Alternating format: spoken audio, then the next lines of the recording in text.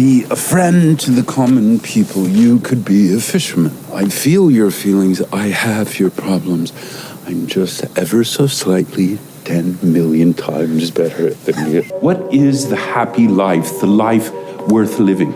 Well, it is peace of mind and tranquility. And my dear fellows, do not neglect the brain that nature put inside you by enslaving yourselves solely to bodily enjoyments.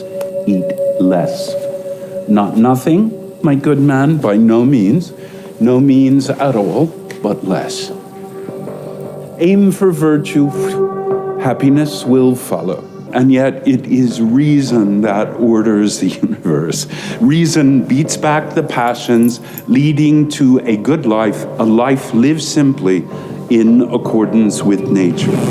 It was rumored that Nero shared with her a love of potions ground from plants, a vice of the lower classes, one that often might ruin a young girl's looks. Mr. President, you are my only teacher. Seneca was brought in to teach Nero the ways of the world, but Nero, who owned the world, had but a short honeymoon with his teacher.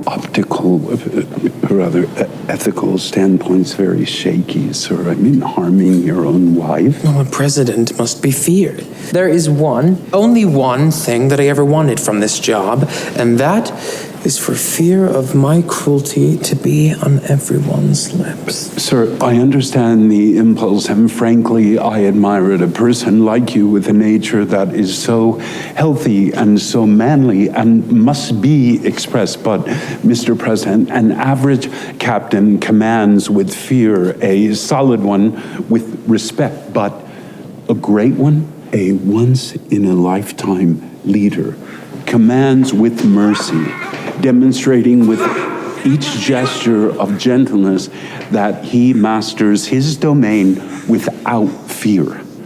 So you see, sir, the gesture that wins immortality is not the hand choking the throat, but...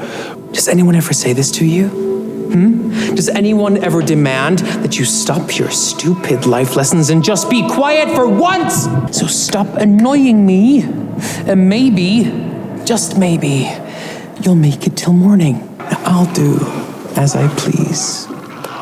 If you give your approval or not. Listen up, all of you. No one is going to hurt this man today. Now, this is a very respected man. You all know who this is. Now, he believes that mercy beats strength because the man of noble spirit respects mercy more. Well, I do not believe in noble spirits, and I do not respect mercy. As of today, we will not speak of these bad ideas. Not ever again. We're going to play by some different rules. What lesson should I derive from this? You are an expert in survival. You should know by now that your only job is to look my son in the eye and say, yes, Mr. President, indeed, that is the wisest choice one could possibly make, and then go home and count your money. Don't make me regret saving you from exile. Seneca was sent into exile by a former president for misspeaking. This was a brutal sentence, for exile did not mean repairing to your beach house to lick your wounds. It meant you were dropped down naked, more or less, in a wilderness and left to eat bugs. Most exiles got sick, starved, or killed themselves. But Seneca survived. And Seneca knew he would not survive a second round of this kind of abuse. I think beauty is good for the soul, don't you? Seneca knows this. It's just his little boy sense of humor that twits us with all this ugliness. Although we may dream of justice, we can't believe in it, except as a kid story our grandmother might have told us. Let fury know no bounds nor shame, just monstrous evil like sparks fanned into hateful flame. I must dare something atrocious. This isn't going to be political, is it? So monstrous, the president must be feared. Oh, shit, I knew this was going to be political. Their power surges from my synapses.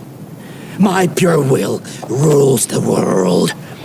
It is good to be a man, even better to be a king.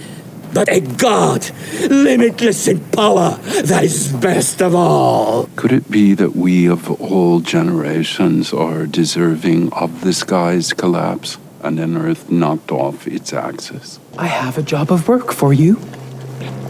You seem like a good boy. You're not afraid to hurt someone if you have to. If they've done something,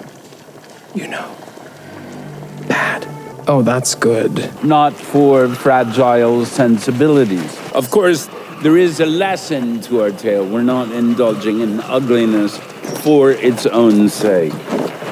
So, what is required of those allowed to dine at the president's table? What are the conditions necessary for the good life, all their benefits, the eating, the drinking to continue? Exactly this.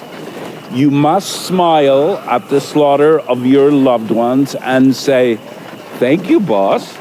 Might I have another?" You must eat the shit you were told to eat and beg for more. Like love, like relations, all is transactional, alas. Whether life is worth living at such a price is a whole other question. No matter, wouldn't read too much into it. After all, we're not speaking of present-day Rome, are we?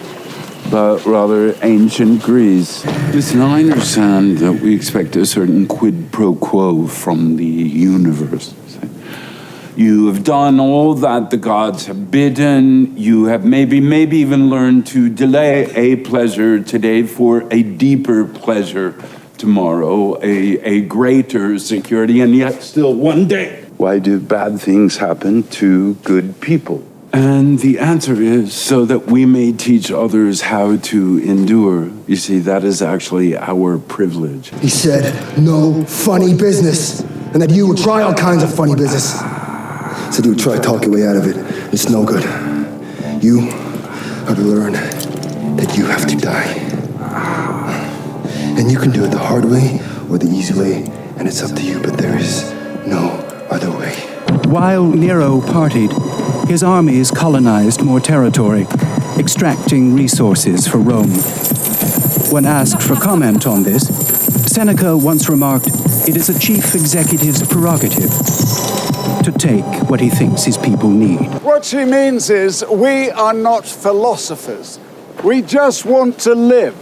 Your name is Rufus, is that right? I only know you through your wife. Well, everyone knows Belbina. And you got in here on your wife's good looks and charms. Not that I mind that. I appreciate a man who sees his main chance and goes there. And though I don't much share your taste in, say, shirts, might I ask you a question? Do you know why you beat your wife? You beat her to take the edge off the pain and terror in your own heart, but that only adds to the pile of shame inside you, and in a few pitiful years you will both be dead, but all that pain and misery and shame will have been for shit. Trumpets. Lesson completed. So do go, fuck off, go on, beat it, get the fuck. In my life, wealth has a certain place. In your life, it is center stage to sum up. My wealth belongs to me and your wealth owns you. I regard wealth as a slave, but you regard it as a master. So therefore, enough of this banning philosophers from possessing money. No one has ever condemned wisdom to poverty. Did you get that, people? Think of all the billions and trillions of people who are going to die after us. And isn't it amazing that you, only for a brief moment, but you were a very good one. We don't applaud and reward the most acting, but rather the best acting. And my eyes range over many centuries, the succession of so many ages.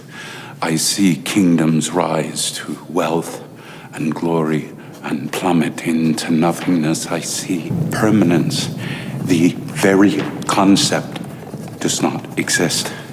The clock will demolish everything you loved, everything you ever laid bloody eyes on. Time is the landlord. I know you well. I know your philosophy well, and I feel, well, I have with me now enough to make your legacy. That is what we are doing here. My legacy, to form the minds of all the future generations. I have here quite enough, and know some thoughts of yours I can add as well. These specific ideas, these last words of noble Seneca, Senator Seneca, Fat Cat Seneca, who never met a dollar he didn't like. You have spoken enough. And we have heard enough, and we have listened enough, and there has been quite enough of you, sir, for eternity. The president told me you were all funny business, and sure enough, should be preparing to die, yet here you were telling your friends jokes. No, they're not jokes. They're life lessons. The gentlemen were writing down my life's wisdoms for the children of the future. Time's up. The day has come when all tricks and disguises, all props and makeup have been put away, and I will examine all my years, and I will pass judgment on myself. Everything that I have said or done up until now means nothing. To all things a season, and now it is harvest time.